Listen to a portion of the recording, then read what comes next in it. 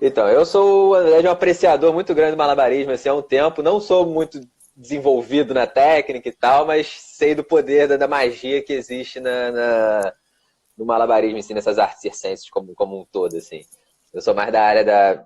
Eu vim, na verdade, do esporte e tal, jogava bola quando era menor e tal. Mas depois que eu comecei a pesquisar sobre essa ideia do flow, eu descobri o potencial que o malabarismo tem de atingir esses estados elevados de consciência. Nós vamos trocar uma ideia Massa. sobre isso hoje. Então, para localizar a Poder... galera aí, esse é o Papo de Circo ao Não. Vivo, que é uma série que sempre acontece aqui no canal e essa já é a edição número 26. Tô... Massa. E, cara, uma coisa muito legal que eu tô bem animado é que você é a primeira pessoa que eu trago pro Papo de Circo ao Vivo que eu não conheço pessoalmente ainda. Tipo, isso Boa. nunca tinha acontecido antes.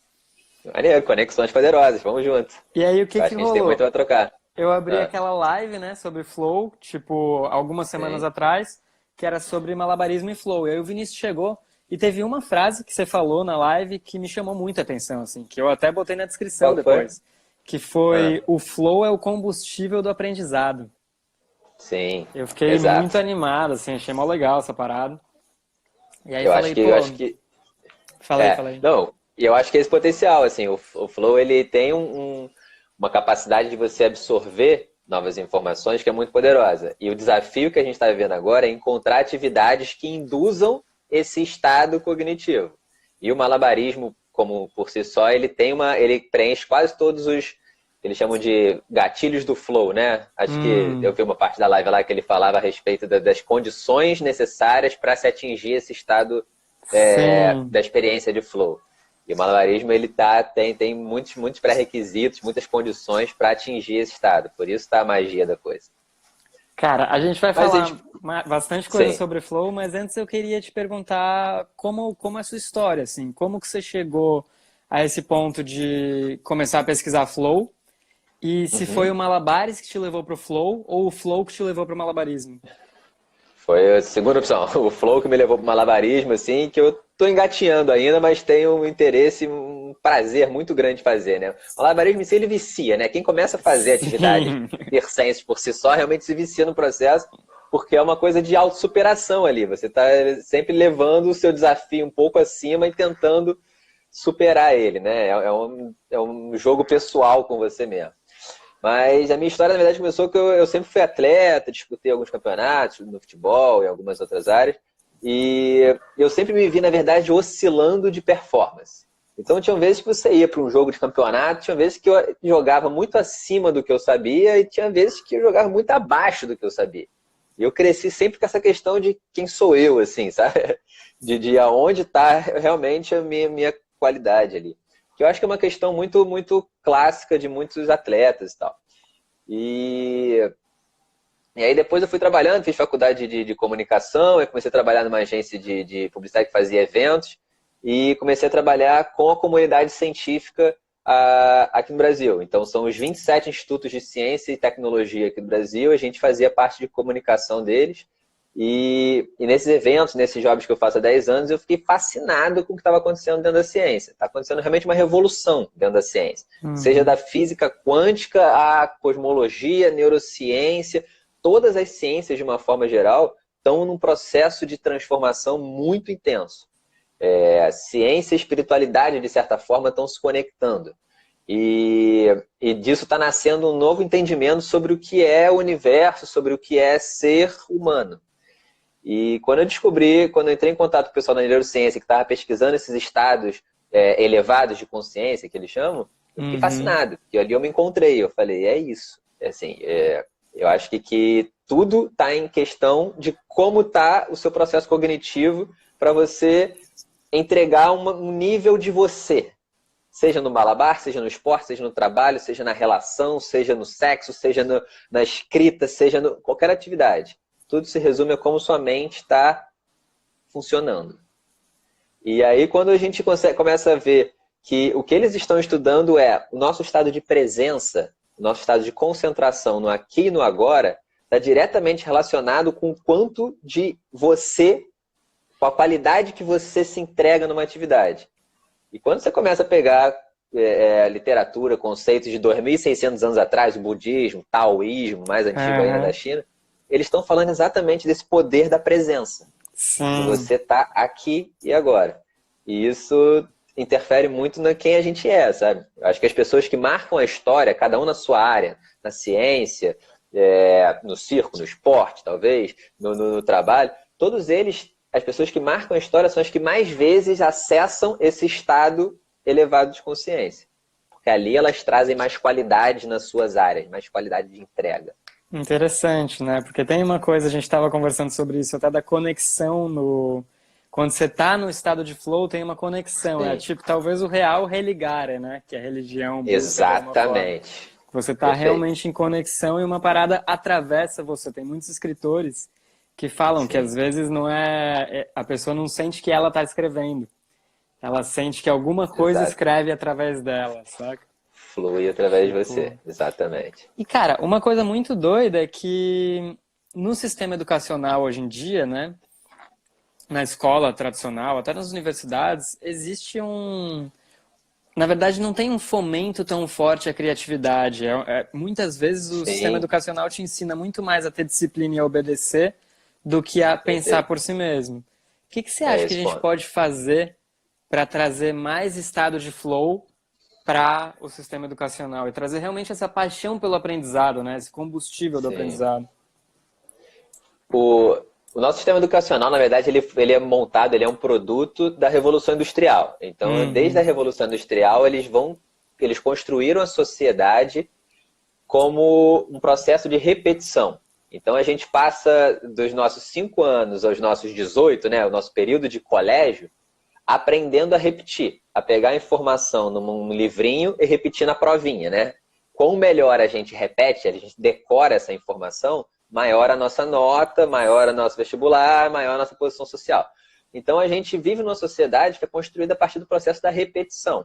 A moda se baseia assim, o consumo, de uma forma geral, se baseia assim, né?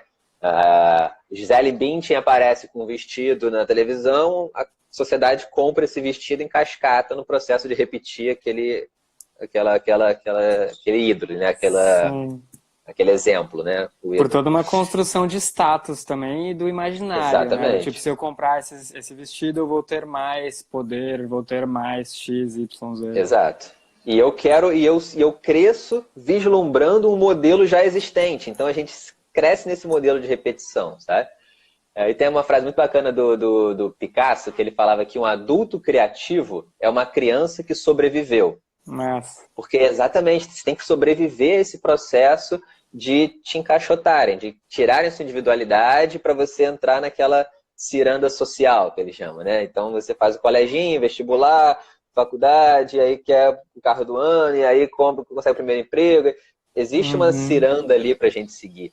E essa que tem sido a busca da ideia do movimento Flow, é resgatar esse lado criativo nas pessoas, onde elas encontrem uma atividade que elas sintonizem com ela mesma. Seja o malabarismo, seja a escrita, seja um esporte, seja um instrumento, seja uma pintura. É você encontrar uma atividade onde você entra nesse processo cognitivo que o Flow está entendendo, está pesquisando nos últimos 20 anos. E apenas 20 anos. Sabe? Super novo, né? E agora esse assunto da autenticidade também é um assunto que tem vindo, pelo menos para algumas pessoas que eu sigo de marketing digital e de conteúdo na internet, falam a importância da autenticidade, né? E na real, já é uma coisa que assim, pelo malabarice eu sinto há anos, assim, de tipo, cara, eu tenho que fazer uma parada que soa com o que eu sou, né?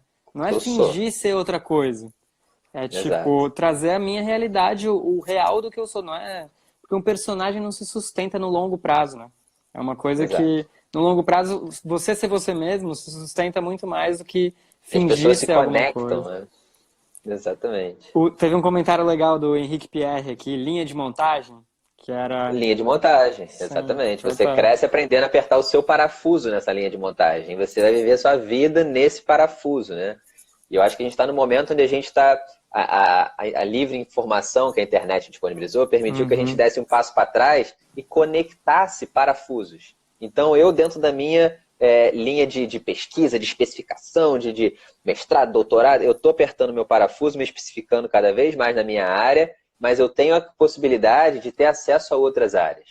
E eu acho que essa conexão entre parafusos, entre pontos, está fazendo a gente ter realmente quase um salto quântico de qualidade de sociedade. Porque antigamente só quem sabia sobre, sei lá, cérebro, por exemplo, era alguém que fez 6 anos de medicina, se especializou em 4 de residência e foi afunilando ali 20 anos de pesquisa. Hoje em dia, se você se dedicar realmente a procurar, a pesquisar, a se aprofundar na internet, você encontra artigos. A fronteira do conhecimento de cada área está disponível para nós. E esse é o momento de transformação do planeta, sabe? Que eu acredito muito. Cara, me conta um pouco mais sobre o que é o movimento Flowir, que é o seu projeto, não é? A ideia que você traz para as redes aí. Isso. E é o que eu passei os últimos 6, acho que 7... Trabalhando com divulgação científica são 10 anos, mas específico no Flow, com relação a isso, acho que tem uns 5. E a área do Flow, não sei se você já parou para pesquisar um pouquinho, ela é uma área muito recente, como a gente já falou. Sim. E ela acontece exclusivamente lá fora. Eu passei os últimos anos num desafio muito grande de encontrar pessoas aqui no Brasil que estivessem pesquisando e produzindo literatura sobre o Flow de forma científica e específica. Porque, de uma certa forma, no circo, na arte marcial, no esporte, essa galera tá falando do Flow. Eles estão buscando isso, eles estão treinando isso.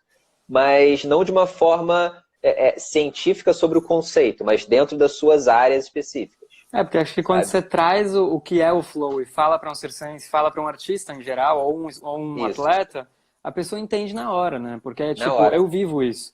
Quando eu li o livro do Nachmanovitch, que chama Free Play, que traduziram como... É muito, muito bom. Traduziram como ser criativo, acho. Ou seja criativo, uma coisa assim. Eu acho a tradução um pouco infeliz. Mas chama Free Play, a improvisação na vida e na arte. E aí eu li aquelas paradas, e depois de ter feito dança, depois de ter feito malabares, contato improvisação, tudo aquilo era tipo uma afirmação do que eu já tinha vivido.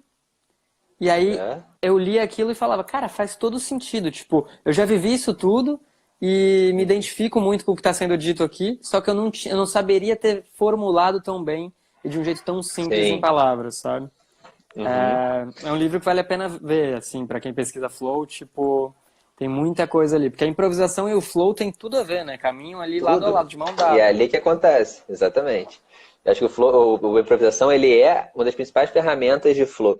Para contextualizar, assim, eu acho que tem uma galera que está assistindo a gente, assim, que para contextualizar dentro da psicologia, a psicologia no último século ela sempre se dedicou a tratar as doenças da psique, né? Freud era médico, psiquiatra, Jung e tal. Então eles estudavam os viés negativos da mente. Quando o pesquisador Mihaly Csikszentmihalyi, acho que é o que escreveu o livro do Flow, é o papa do Flow, ele foi o primeiro que começou a estudar com seriedade e profundidade o tema. Ele elaborou ele começou estudando artistas lá americanos, Pollock na pintura, Ray Charles e outros artistas do blues e do jazz, e ele foi percebendo que esses artistas, quando estavam nos seus processos criativos de improvisação, de criação das suas artes, eles passavam horas onde eles esqueciam de tudo, esqueciam dos seus compromissos, esqueciam de ir ao banheiro, esqueciam de comer. Eles estavam num transe, literalmente. E ele ficou fascinado com isso. E aí ele começou a elaborar toda a literatura em volta do conceito do Flow.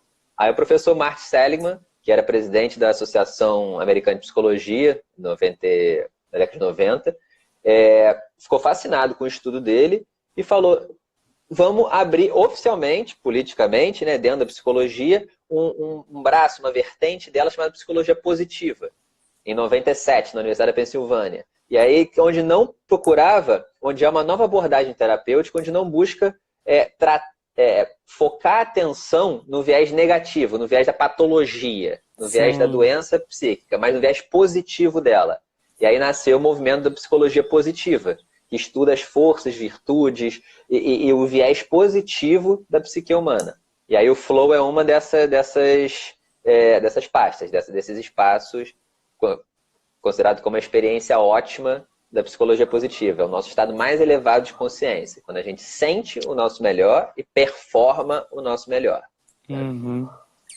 Então, então, contextualizando aqui, o que fez Freud, o que foi uma coisa bacana do Freud é que ele elaborou a ideia, ele conceitualizou a ideia de personalidade. E ele percebeu que a nossa persona, que ele chamou de ego, é uma construção que ele chamou de id, que é o nosso impulso inconsciente, aquela vontade, aquele instinto, e com o passar dos anos a gente desenvolve o superego. Perfeito. Esse superego é o filtro, é a castração que o Freud falou. Então, no processo de flow, no processo do improviso, como você bem falou, essa voz interna da castração, ela silencia. Ela para de filtrar o seu impulso criativo, libertário, instintivo. E por você não estar filtrando esse impulso, nasce a obra de arte, nasce aquele momento eureka. Aquele aha moment, que eles chamam. Sim, que é justamente... você... É justamente suprimir o julgamento, né? Do tipo, se eu tô dançando e eu fico, nossa, mas a minha perna assim, mas nossa, como será que isso se parece? Mas nossa, o que será que estão pensando? Aí você não consegue entrar no estado de flow porque você tá todo momento nesse julgamento, nessa coisa da crítica. Então, quando você deixa isso cair, deixa a referência interna crescer em relação à referência externa, aí você flui, né? Você flui. Por quê? Porque quando você tá preocupado com a atenção do outro, quando você está fazendo autoanálises durante um processo de criação, parte da sua energia psíquica está nesses outros pontos. Está na pessoa que está na plateia, está no julgamento que você está fazendo, está na pré-ocupação. Agora, quando o flow ele acontece quando você canaliza quase que 100% dessa energia psíquica para um ponto. Seja um pincel, seja as claves, seja um texto, seja uma bola. Então, quando você canaliza essa atenção para uma atividade, o seu cérebro inteiro começa a trabalhar em função dela. Então, é lógico que você vai conseguir um grau de qualidade na entrega, um grau de performance mais elevado. O professor Mihaly falava a respeito que o nosso cérebro ele trabalha com em torno de 110 bits de informação por segundo. Para você ouvir e entender o que eu falo, o nosso cérebro gasta em torno de 60 bits de informação por segundo. Então é por isso que não é possível escutar e entender duas pessoas falando ao mesmo tempo. 60 mais 60, 120 ultrapassa a nossa capacidade total do cérebro. Fica bem mais difícil, né? Tem uns exercícios de teatro até. Uma vez eu fiz um exercício que eram duas pessoas lendo ao mesmo tempo, uma de cada lado, saca? Massa. E aí você tem que tentar captar a informação toda. E é dificílimo, assim, tipo... Realmente, assim, faz todo sentido. Gostei. Vou tentar isso depois, maneiro. É maneiro, assim, é um exercício massa de brincar, assim. Dissolver a atenção. E tentar captar as histórias, e depois a gente tinha que recontar a história separado. Então, sei lá, tipo, tem fulano e fulano me contando uma história, e depois eu tenho que separar as duas histórias e contar qual que era de cada um. Só que aí, quando você vai recontar, alguns detalhes começam a se misturar, sabe? Sim, claro. Faz sentido. Maneiro. Mas é um exercício de atenção, de foco. Curiosamente, o Castanheda fala disso no livro dele também, no Erva do Diabo. Não sei se é no primeiro ou em algum da série, mas tem lá um ritual que eles fazem com 2 lagartos. E um lagarto vê uma coisa. Não, acho que isso é outro livro, tô confundindo, mas confundindo as ideias das contações. Mas tem uma parada que ele separa a escuta de um ouvido do outro. Agora eu não lembro, tem que buscar a referência mais. Sei. Mas é um desafio, porque você está o tempo todo processando essas duas informações, sabe? Total. O que ele percebeu é que quando a gente está nesse processo de canalizar a atenção num ponto, parte do seu cérebro que não estão envolvidas nessa atividade se desligam, perdem energia. E a primeira área que desativa nesse processo de canalizar a atenção é o córtex pré-frontal, que é essa parte da testa aqui, que é exatamente onde está o nosso senso de identidade, o nosso ego. Então, esse processo de esquecer de si durante a atividade, ele é por uma questão elétrica cerebral, sabe? É uma questão de atividade elétrica do cérebro que perde energia e você não associa. Nesse córtex pré-frontal é onde também a gente faz a nossa medida de tempo. Então, por isso, quando você está em flow, você faz horas uma atividade e pareceram minutos. Ou ao contrário também. Mas é porque essa parte que operacionaliza a passagem do tempo, ela perde atividade elétrica, ela perde capacidade operacional. Então a gente perde a noção de quanto tempo se passou naquele processo. É como se o fluxo de energia fosse para onde ele é mais necessário naquele momento, né? Você está demandando Exatamente. aquela energia criativa, não sei, aquela energia física, porque muito do flow se chega através do corpo também, né? Não é sempre através Sim, da mente, às né? vezes é através, por exemplo, nas atividades atléticas, nos esportes e tal. Eles falam que E, flow follow focus. Que o aham, flow segue o foco, sabe? Que é o processo de você focar que intencionaliza aquele processo. E quando você vê essa literatura oriental, clássica, do budismo, eles falam exatamente que taoísmo quando também, você... né? Taoísmo, que quando você silencia o seu ego, a sua alma começa a falar. Aham, Então a gente está realmente no momento, Lucas, onde ciência e espiritualidade estão se encostando. E está sim. nascendo uma nova forma de entender como, e essa é uma leitura minha e é para onde eu estou querendo levar o movimento Fluir. Eu acredito que o flow ele seja uma forma da gente expressar, de uma certa forma, o sagrado que habita em nós. A Uhum. espiritualidade manifesta numa clave, num texto, numa bola, numa meditação. O processo de você silenciar a mente e deixar que alguma coisa emerja do coração. Nasça, floresça. Floresça. Sensacional. O Evandro Buenos comentou fluxo. Às vezes tem essa questão também, né? Eu não gosto tanto de traduzir flow como fluxo, mas eu É, imagino que seja a melhor tradução para o português, né? Mas para mim é sim. como traduzir saudade, sabe? Tipo, saudade só existe em português. E se você vai traduzir para o Miss inglês you. para o I miss you, não é a mesma coisa, É, saca? não é a mesma Tipo, coisa. saudade é um pouquinho mais profundo ali. Exato. Então, Exatamente por essa questão da língua que eu tenho tentado trazer a ideia de flow ir, sabe? aham, legal. De aportuguesar o processo, porque ele é muito vivo, assim. As pessoas sentem ele, sabe? Sim, total. E essa coisa da língua é super importante, né? A forma como a gente traduz as coisas em palavra. A palavra ela tem um Sim, poder de construção no mundo, né? exatamente. O Cavaco Nossa mente se comentou. organiza pela língua. é, Foi mal. é, Não, tranquilo.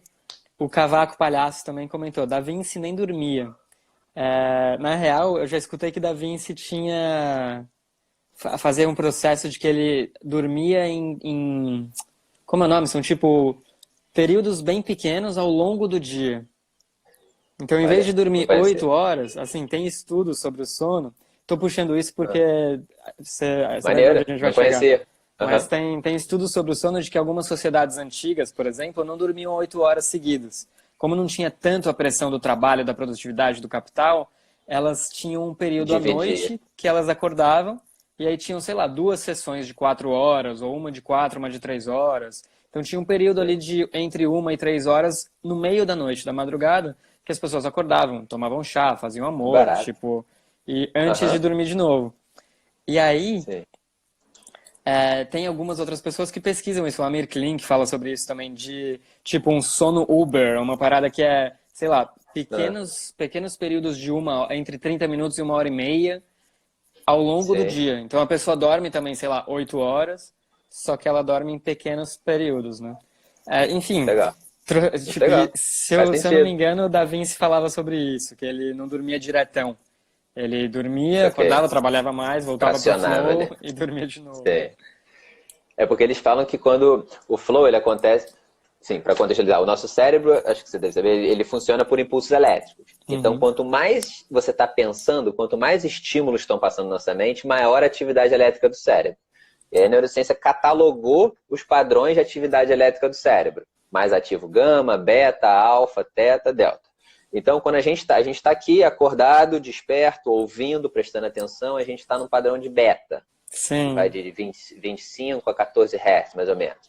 O padrão de alfa é um padrão de concentração, que de é o da foco profundo. meditação também, né? Assim. Isso, exatamente. É quando você desacelera o seu processo de pensar. Está passando menos impulso, menos corrente elétrica, você está desacelerando a sua mente. O flow, ele mora exatamente na passagem de alfa para teta, que ele chama de Hum, ponte alfa-teta, que é em torno de 7,5 Hz. Que teta é o mundo dos sonhos, é quando a sua parte consciente já desativou e a sua parte inconsciente está florescendo. Então é o mundo dos sonhos, do sono profundo, da meditação, do flow, das terapias como Theta Healing, que uhum, trabalha exatamente com esse impulso da parte não consciente. Então, quando a gente está está dormindo, a gente está nesse padrão de atividade elétrica muito baixo. Porque toda a sua atividade consciente está desativada. Está funcionando só o seu inconsciente, com suas memórias e sua produção de ideias ali nesse padrão de teta. Teta e delta, né? Delta é de 0 a 4 Hz, é quase parada cerebral. É quando você está dormindo sem sonhar. É o que eles chamam de sono REM lá. Eu achava que o teta já era bem mais profundo, porque o sono REM ele ainda tem bastante grau de atividade, né?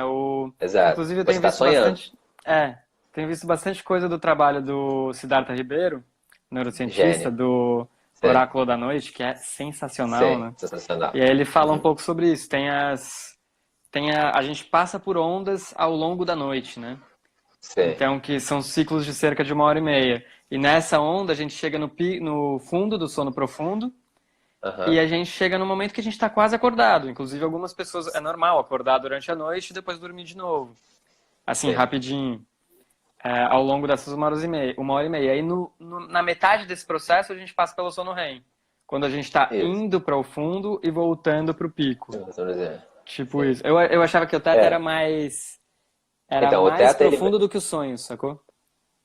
Não, então, porque os sonhos, na verdade, se você parar pra pensar, o sonho é uma coisa que o seu cérebro tem que estar mais ativo, porque você está, por exemplo, vendo a imagem do sonho, né? A gente enxerga o sonho.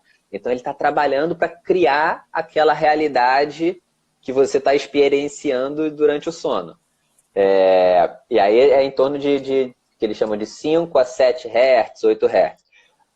Na verdade, assim, essa é uma forma didática e mais simplificada de explicar, porque na verdade nosso cérebro ele não funciona por uma atividade cerebral em todo ele. Ele tem diferentes. Então, geralmente na parte frontal ele funciona, ele desce para teta, onde na parte visual, que é aqui na parte de trás, sabe? São diferentes. O que a gente está fazendo agora lá, que é muito bacana, é o professor Francisco de Biasi, doutor, neurocientista, PhD, ele é demais.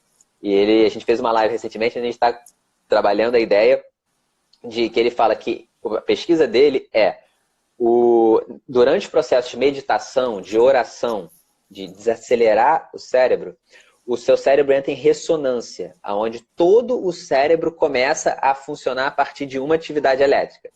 Você harmoniza a atividade elétrica do cérebro. E segundo a teoria dele, é nesse momento que o seu cérebro, que a sua mente física se conecta com o universo, de forma holográfica.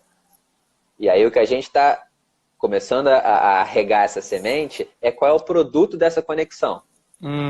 Que o meu palpite é que seja o flow, que é quando o universo se manifesta através de você. Sim. E ali nasce a inspiração, nasce as grandes sacadas, as grandes criações, sabe? Cara, sensacional. E tudo se remete ao quanto de aberto para o universo você está.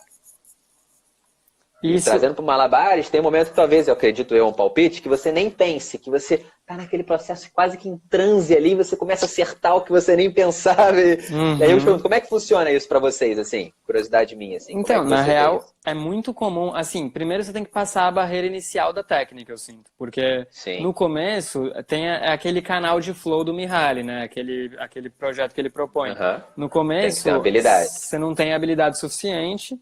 E aí fica difícil de chegar no estado de flow porque a gente tá struggling, a gente tá, tipo, num grau de dificuldade lá, suando a camisa pra passar aquele nível de habilidade. Mas depois de um nível, quando você tem, assim, e não precisa ser um nível altíssimo, quando você tem umas ferramentas básicas e desliga um pouco aí o julgamento, você consegue começar a brincar mais, né? E acho que, inclusive, o cruzamento com outras atividades artísticas, tipo a dança, principalmente, ajuda muito. Porque eu sinto que na dança, o flow é quebrado com menos frequência. Porque no Malabares, várias vezes, quando a pessoa derruba o objeto, aí ela sai um pouco do flow. Várias vezes isso acontece. Precisa subir de novo. Também é um exercício, porque dá pra você derrubar e não se importar com isso, né? De onde vem a quebra do flow quando você erra, né? Quando você deixa cair. Vem desse julgamento. Do tipo, putz, eu errei. Putz, eu não posso mais. Putz, caraca, não sou bom o suficiente, sei lá, até coisas mais profundas. E aí quando você fala, foda-se, tipo assim, caiu e daí, sabe? Eu vou pegar do chão e voltar a pegar. E voltou. Ou encontra outras formas de pegar o Malabares do chão, entendeu? De recuperar, de uma forma que o fluxo continua, é possível chegar nesse lugar, sabe? Aí você mantém o fluxo com mais... Enfim, tem uma duração maior, eu sinto. E é isso que gera tanto prazer, porque quando você começa a acertar e você começa a sentir que a coisa está literalmente fluindo, você entra num estado de autorrealização, né? Sim, Acho tem que esse Harry chama lugar de do... Tem esse lugar experiência do... autotélica, né? A experiência autotélica é que tem um fim em si mesma, né? Ela não tem um objetivo por si só. Ela, tipo assim, você não faz pra nada. Por que você vai fazer malabares? Por que você tá fazendo isso aí? Não tem um No porquê. prazer pessoal, É uma realização. Eu faço por fazer. Eu faço porque da mesma, tipo, não é nem pela mesma razão que eu escovo os dentes, porque escovar os dentes tem aí uma funcionalidade, Tem um tipo, objetivo, sim. É tipo respirar, sabe? Tipo, Faço você o que eu você não quero. racionaliza, ninguém te pergunta por que você respira, você precisa daquilo. É um Tipo, é uma prazer parada que pessoal, é, assim, sei lá, tem cruzamentos assim com essa ideia, eu acho. Mas a Eles coisa perceberam que... do... Falei. Foi mal, fala. Não, A, continua, complemento. a coisa do erro, eu acho que é um lugar também que você treina e chega em outras Sim. camadas de flow a partir dessa ressignificação da sua relação com o erro, sabe? Sim. Fazer com que aquilo não te impacte de uma forma negativa mais, assim.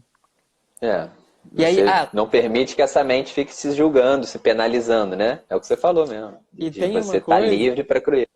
que às vezes você está tão imerso no fluxo que você faz uma coisa que você nem entende como é possível. E aí, Essa é a por isso que eu magia. acho que às vezes é válido gravar a prática e tal. E aí, às Sim. vezes, você faz uma coisa que você não consegue repetir. Eu acho que muitos truques, muitas coisas que Nascem surgem assim. a partir desse lugar. Que é tipo, Sim. tô no flow, encontro uma parada incrível e falo, caraca, como eu fiz isso? Aí entra de volta Esse é o o flow. Perfeito. racional, entra de volta e Perfeito. tenta descobrir como repetir. Mas tem É o coisas momento eureka, né? sensacionais, que são a partir desse momento, sabe?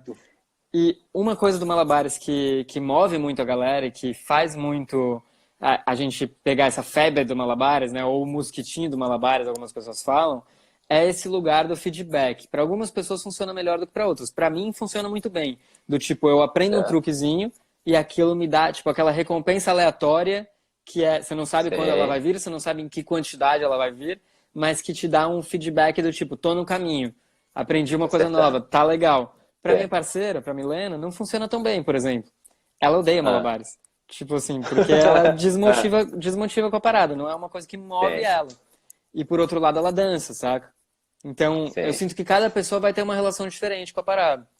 Mas, pra mim, essa coisa do feedback e das recompensas aleatórias funciona muito. Do tipo, aprendi 3 bolas, uau, caraca, é muito legal. Eu não conseguia fazer isso e agora eu consigo. Então eu vou continuar, Sim. saca? E aí aprendi meus Exato. mass. Aí já é tipo, a mente já vai pra outro lugar de tipo, nossa, dá pra fazer bem mais Abre um coisas do novo que eu nível. imaginava, saca? Exato. Tipo, O que eles têm usado é que nesse momento onde você está criando, está naquele processo do improviso, no processo do aprendizado ali, é aquela história, você está canalizando tanta atenção, tanto foco para aquela atividade, que a sua mente para de elaborar outras questões. Então a gente está fazendo, inclusive depois que eu comecei a fazer uns vídeos sobre flow e tal, entrou em contato comigo o pessoal lá da Universidade do Sul da Bahia, querendo saber como é que a gente pode usar o flow no tratamento de psicopatologias, de pessoas que têm sensacional. transtornos e têm questões. E eu nunca tinha ido para essa área, comecei a pesquisar e tal, dar uma aprofundada, e percebi que, na verdade, existe esse processo. Porque quando você está tão atento no aqui e no agora, lá fazendo lá com a clave e tal, a sua mente canaliza atenção, e essa mente, e essa voz interna, essa mente narrativa, ela para de funcionar, ela perde atividade elétrica, como a gente falou. E as pessoas que têm, por exemplo, quadros de depressão, esquizofrenia, ou psicopatologia de uma forma geral, problemas psíquicos, essa mente que está problematizando em excesso, ela silencia. Então, é a base do que eles chamam de terapias ocupacionais, que se usa muito no quadro psiquiátrico e tal. Levar o paciente para pintar, para escrever, para tecer, para compor, porque aí ele silencia essa hiperproblematização que a mente está criando. Eu já ouvi Sabe? o termo arte-terapia também, sabe? Que é a terapia através Arte-terapia, da arte, né? exato. Musicoterapia é muito usado em CAPs, em centros de transtorno psiquiátrico e tal.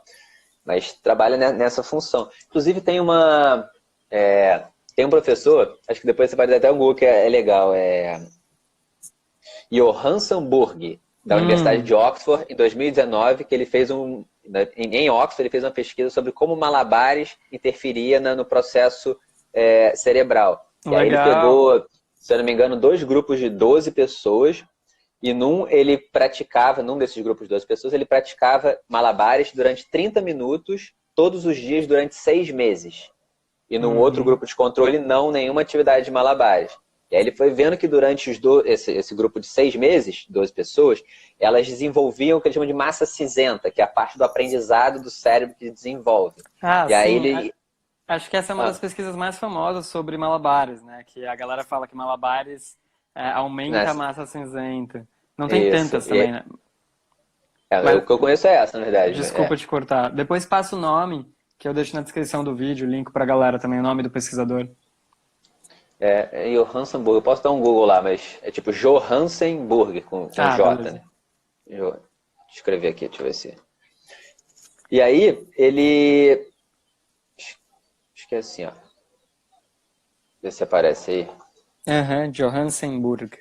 E aí a pesquisa dele era em cima disso, como é que aprimorava a questão do foco, a coordenação olho-mão, imaginação espacial. Ele começou a ver que áreas muito específicas do cérebro que eram difíceis de serem desenvolvidas, durante malabares elas aprimoravam. Sabe? E aí ele elaborou. Mas enfim, eu acho que tudo essa é a coisa de você alinhar a sua mente. Quer ver um exemplo que é bacana? Assim? Quando eu tento explicar sobre a ideia do flow, e tem muita gente que não encontrou uma atividade onde sente essa magia do flow, sabe? E aí uma forma interessante das pessoas visualizarem isso é pensarem na leitura. Tem muitas vezes que você está lendo uma página, e aí você está lendo frase por frase. Daqui a pouco você lembrou de uma questão, de uma conta a pagar, sua mente foi para um outro lugar. Você continuou lendo as frases, quando termina aquela página que você estava pensando em outro lugar, você não tem a menor ideia do que estava escrito. Aí você tem que voltar para ler de novo. Você precisa voltar. Ou seja, o seu corpo estava aqui, mas a sua mente estava lá. O flow ele acontece nesse alinhamento entre corpo e mente em cima de um ponto, sabe? E ali você começa a performar, a entregar um grau de qualidade mais elevado naquela atividade que você está fazendo. Sim. Cara, teve uns comentários... Desculpa, você... Poxa. Teve uns comentários bem legais, assim, que acho que vale a pena puxar da galera. O Henrique Pierre falando do autotélico, né? A atividade é o fim em si mesma. Mas, aqui, eu nasci assim. Faz tempo que não pratico, não sou profissional, mas me faz muita falta. Hoje chegaram minhas claves, estou ansiosa para voltar a praticar, com certeza. Meu humor já é outro. E também, Henrique Pierre, meu chute é que o flow cura tudo. Bom palpite. Marcelo Oliveira, minha Eu também acredito nisso. Então, né? E minha terapia está sendo encontrar a minha respiração fazendo swing poi, Marcelo Oliveira M. Essa parada da respiração é muito interessante, né? Porque alguns dizem que a respiração é a ponte entre os mundos, assim. Porque tem um lugar da meditação na respiração, né? Tem uma coisa de você... de ter a parada inconsciente da respiração, porque a maior parte do tempo a gente está respirando e não presta atenção nisso, mas que ao mesmo tempo você pode trazer a consciência para a respiração e controlar. Exato. Então tem... Por quê? Porque se para pensar, tipo, a meditação, a ideia da meditação é o processo de você direcionar a sua atenção para um ponto só. Geralmente essas escolas mais clássicas ensinam sua respiração. Então você fica focado no processo de inspiração e expiração. Quando a sua mente for para um outro lugar, você pensar em uma outra ideia, lembrar de um outro fato, você traz ela de volta. Traz de volta. Então, a meditação, o yoga, essas práticas ancestrais, elas estão trabalhando nesse processo de treinar a mente a estar no aqui e no agora. No budismo tem um conceito clássico que eles chamam de monkey mind, que a nossa mente seria como um macaco. Que é praticamente o córtex pré-frontal, não? Uma coisa de... Que está o tempo todo indo, exatamente. É no córtex pré-frontal que se localiza essa mente consciente, essa mente narrativa. E ela que viaja para o futuro, em forma de projeções, de expectativas, e para o passado, trazendo memórias, questões. E quando você viaja excessivamente para o futuro, você se torna um ansioso crônico. Você está o tempo todo tenso, projetando o que há de acontecer. em casos extremos patológicos, é o cara que tem transtorno de pânico, que não sai de casa, porque ele está problematizando tudo que vai acontecer pensando demais. E quem está viajando muito para o passado tende, no caso excessivo, em casos patológicos, tende a estados mais depressivos, porque está ruminando aquelas ideias que não foram legais e fica trazendo aquilo de forma excessiva, sabe? Que é mais o que poderia ter sido, ou o que foi, mais do que o que é agora, né? Que é isso, aqui e agora é outra história, sabe? Existe poder no agora, sabe? E a gente tem que trazer esse poder de volta. E eu acho que esse poder, e aí que eu acredito, e aí já é um palpite, uma visão minha, é que o flow, ele tá trazendo uma forma de você aplicar esse poder do agora, que essas práticas antigas estão trazendo, mas de uma forma prática, e não de uma forma passiva. Passiva não é um bom termo, né? Mas é a ideia de meditações ativas, que é quando você traz esse foco pro aqui e pro agora, em cima de uma atividade, buscando um resultado final. Que seja manter a clave no alto, que seja escrever um texto, tocar um instrumento, compor uma sinfonia, praticar um esporte, sabe?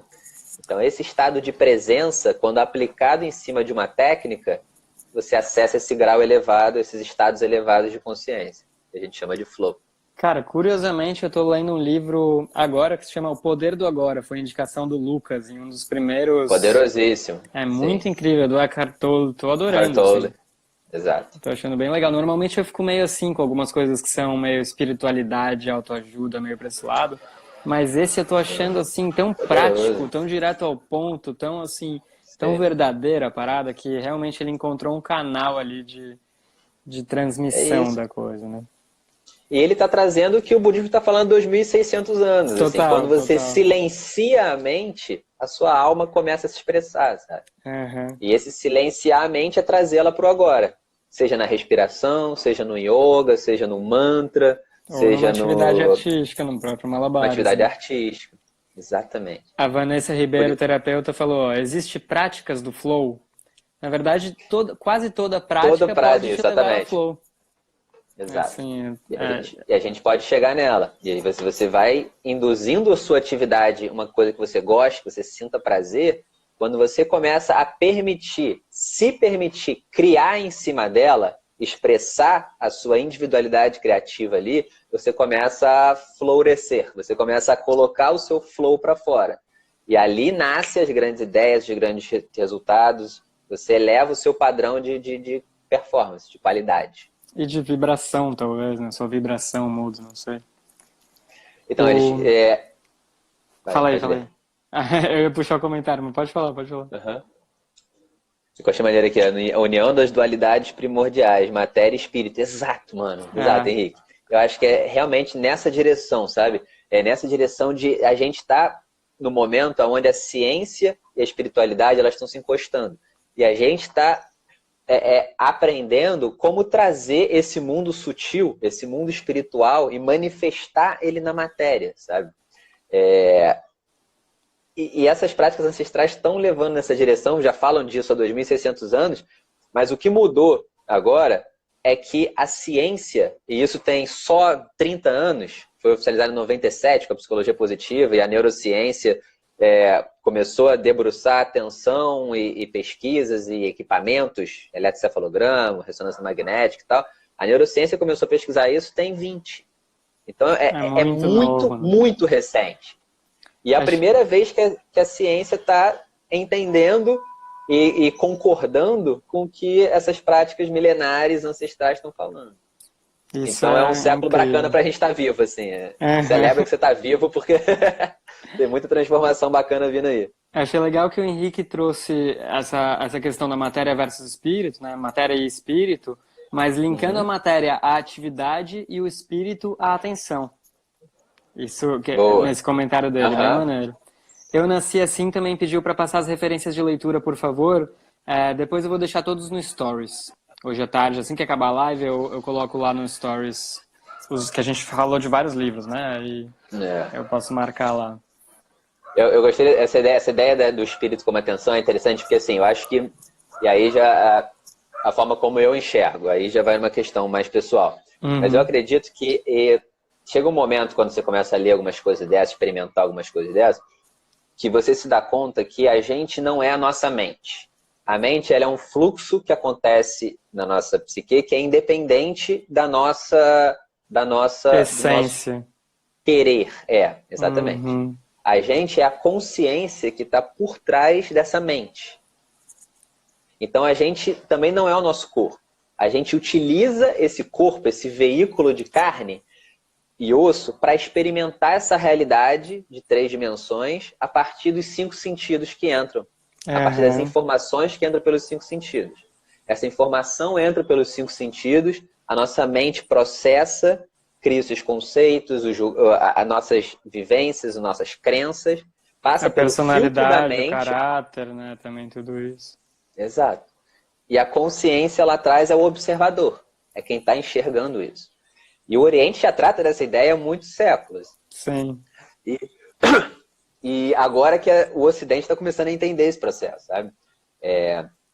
Entender de como a gente manifesta essa consciência, de como que ela acontece, e ela acontece no aqui e no agora. Quando a gente não está no aqui e no agora, a gente está no mundo mental. E curiosamente, né, para alguns, e essa ideia soa muito para mim, de noite a gente deixa o corpo, vai experimentar outras experiências no mundo espiritual ou num outro mundo, numa outra vibração, e aí a gente volta para o corpo. E aí tem todo o papo de... Eu acho que isso já vale uma live por si só, mas tem todo o papo de que toda noite, quando a gente dorme, é uma preparação para a morte, que é quando a gente vai deixar o corpo de vez. E aí não vai voltar mais para esse corpo, né? Esse é um tema que a gente pode entrar que é um pouco mais profundo, mas Freud chamava o orgasmo de la petite morte, o pequena morte. Então, nesse momento do ápice do orgasmo é quando você está acessando esse lugar transcendental, esse lugar além da matéria. Só que a gente experimenta ele em frações de segundo, assim, sabe? Sim. E até existem técnicas de prolongamento da sensação do orgasmo, né? Mas mesmo assim você vai chegar em alguns minutos, não vai ser uma parada de... Exato.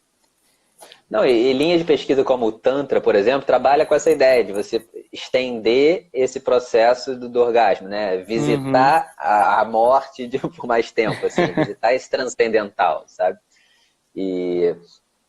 Mas eu acredito mesmo assim, que esse estado de flow, ele é, de uma certa forma, essa manifestação desse transcendental. E por isso, quando a gente encontra um artista que o cara criou uma sinfonia, ou você sente que o cara está num processo de criação muito elevado, todo mundo flui naquela música, naquela criação, com ele, porque as pessoas sentem que aquilo ali é além da matéria, talvez. Sabe? Tem algumas coisas artísticas que são arrebatadoras mesmo, assim. Acho que essa é a melhor palavra, né? Que você vê a parada e ela te abduz, te tira ali da... Sim. Ela te captura, assim. E isso explica também porque as crianças, quando você está fazendo malabares na rua, por exemplo, as crianças que têm ali, tipo, uma inocência maior, não tem tanto julgamento normalmente, elas prestam atenção na parada com mais facilidade do que os adultos. É isso. Várias vezes eu já vi acontecer de, tipo, ter uma apresentação rolando e aí a criança está segurando a mão do pai, assim, da mãe, e ela quer ficar vendo, mas o pai ou a mãe tem que seguir, saca? Sim, e vai puxando, não, vamos, para de... Tipo isso.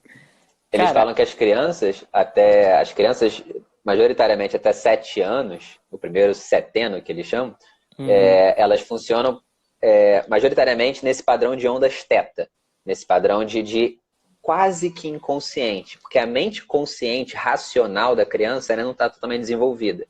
Então, ela está constantemente num estado de flow. Por isso, a criança aprende numa velocidade muito maior que o adulto. Qualquer que seja o assunto, de um idioma, uma prática, a criança está uma esponja, ela está absorvendo o mundo com muito mais profundidade e sinceridade. Porque essa mente racional, consciente dela, ainda não está completamente construída. Então, esse é positivo, mas também tem um viés perigoso de que as crianças, quando vivenciam uma experiência muito impactante, intensa, impactante, ela traumatiza. Ela guarda aquilo mais fundo, porque o inconsciente dela está aberto. Sim. Tá com menos filtros. Cara, esse é um ponto que eu queria trazer também para a live, que o flow nem sempre é positivo, né? Existem várias atividades, por exemplo, entrar numa briga também vai te proporcionar flow. Para quem já brigou Flow. assim em situações controladas, tipo numa aula de boxe ou numa aula de jiu-jitsu, sei lá, ou numa briga de rua, você tá no flow o tempo todo, porque se você dormir um minutinho ali, você toma um soco na cara. Você tá inteiro na atenção. E Isso tem uma relação com... Existem pessoas que trazem um pouco essa ideia. Nossa, quantos crimes será que não são cometidos porque as pessoas estão só entediadas, na verdade, sabe? Não tem um lugar de canalizar esse flow. Porque aí você vai lá roubar uma parada, roubar uma loja, tipo, fazer uma coisa que é ruim para outra pessoa, enfim, além dessa dimensão, pensando nessa dimensão ética e tal, né? Mas você entra num estado de presença completa. Porque provavelmente para você roubar um lugar, você tem que estar, tipo, completo, né? Ou, tipo, você dormiu no ponto, você vai preso, tipo isso. Ou saltando de paraquedas, ou em experiências para... Isso tem uma relação também com o sistema nervoso central, na real. Assim, nosso cérebro, o sistema nervoso, ele funciona por dois modelos, que eles chamam de sistema simpático e sistema parasimpático. Sim. O sistema simpático é o sistema de luta ou fuga. Você está atento, em constante, aí o seu corpo começa a funcionar em função daquele sistema. Então, quando você... nós estamos agora relaxados, confortáveis em casa, num sistema... nosso cérebro entende que está seguro e ele ativa o sistema parasimpático, que é o sistema que eles chamam de rest and digest, de calma e digestão. Então, todos os seus órgãos começam a funcionar em função desse sistema parasimpático. Então, a nossa pupila relaxa, o coração bate devagar, o pulmão não infla tanto, os órgãos equilíbrio de cálcio e magnésio no sangue muda. Perfeito. E aí a bexiga relaxa, você pode fazer xixi, que no fight and flight, tipo, seu corpo não faz xixi, né? Você acumula o xixi porque você tá na luta. Você tá fugindo da presa, não dá tempo de parar para fazer xixi. Exatamente. O que eles perceberam é que o flow acontece no equilíbrio entre o sistema simpático e parasimpático. É quando você está numa situação de luta ou fuga, mas você encontra sua calmaria, você relaxa. Você tende o seu... Você leva o seu corpo a esse estado de equilíbrio durante a tensão. E ali a magia acontece. Que curioso, assim, pra mim, esse momento foi, assim, a grande epifania dessa live. O Quando eu descobri isso, eu pirei também. Nossa, é muito massa. O Ayurveda fala, inclusive, que tem momentos do dia que são mais relacionados a diferentes energias, né? E tem um momento de equilíbrio, tem uma respiração que é o Nadi Shodhana, que você inspira por uma narina e solta pela outra, inspira pela outra e solta pela uma, tipo isso.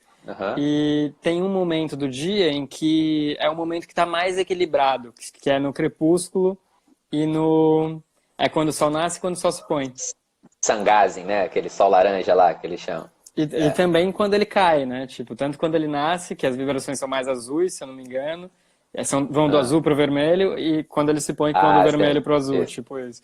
E esse é o lugar que, enfim, sei lá, tô puxando o Castanheda porque eu lembrei dele várias vezes, mas o Castanheda fala que ele fala de uma coisa também, que o crepúsculo e o alvorecer são conexões entre os mundos, magia, sabe? Que tem um momento de magia nessa troca do dia pra noite, saca? E eu acho que esses mundos, na verdade, eles são internos. Eu acho que todas essas filosofias, todas essas ideias, eles estão trabalhando como que a gente acessa esses lugares. O nosso cérebro, ele é capaz... A gente vai numa outra direção, na verdade, mas... Sim. É porque a gente vive hoje o que eles chamam de quarta dimensão. São 3 dimensões de espaço. Tudo que a gente olha tem comprimento, largura e altura, interagindo com a quarta dimensão, que é o tempo. Então, tudo que a gente percebe, a gente hoje vive na quarta dimensão. E, segundo as pesquisas mais recentes da neurociência, eles falam que o nosso cérebro é capaz de funcionar, operacionalizar em 11 dimensões diferentes. Uau! A gente nem consegue conceber isso. E isso gerou uma revolução muito grande na ciência quando saiu. Isso foi agora no século XXI já. Foi, sei lá, tem 20 anos essa descoberta. que foi exatamente de acordo com a teoria das cordas, que é uma teoria da física quântica lá, que universos paralelos, né? Que prevê que existem matematicamente, é possível que exista exatamente 11 dimensões de realidade, tá ligado? E aí, quando a neurociência culminou com a física, deu uma explosão interessante. Nossa, indo para esse lugar, assim, dá para ficar muito doido, né? Porque o próprio tempo, às vezes eu tenho a sensação de que ele não passa cronológico, sabe? Eu tenho a sensação, às vezes, que o tempo dá saltos. E aí o Terence McKenna fala de uma parada que é o objeto no fim dos tempos que puxa a gente.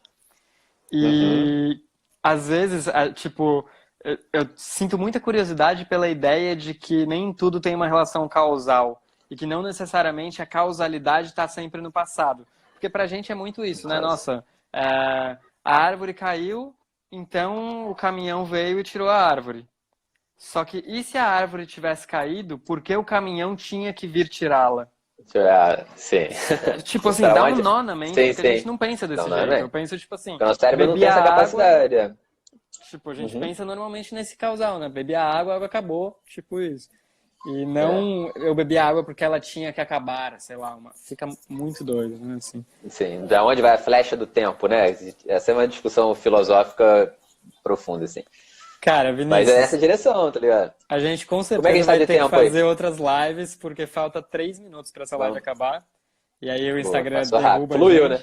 Nossa, total, né? Assim, no começo foi muito interessante, porque eu senti no começo que a gente tinha conversado 40 minutos e eu tava tipo, caraca, que da hora, tá rendendo muito essa live, saca?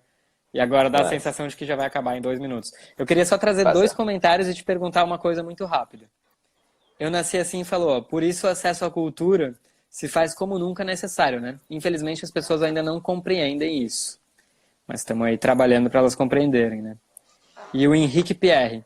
Epifania representou bem. Cara, o papo aqui, ó, foguete flow.